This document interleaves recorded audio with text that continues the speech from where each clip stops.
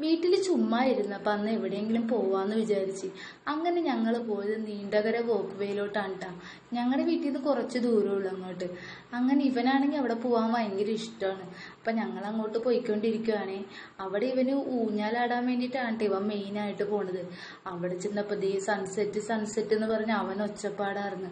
അങ്ങനെ ഞങ്ങൾ കുറേ നേരം വെയിറ്റ് ചെയ്തിട്ടാണ് കേട്ടോ ഇവനൊരു ഊഞ്ഞാല കിട്ടിയത്. എന്താന്ന് പറഞ്ഞാൽ പിള്ളേരായിട്ട് ആൾക്കാർ വന്നിട്ട് ഫുൾ ക്യൂ ആയിരിക്കും. ഈ ഊഞ്ഞാലയുടെ അടുത്തായിരിക്കും എല്ലാവരും.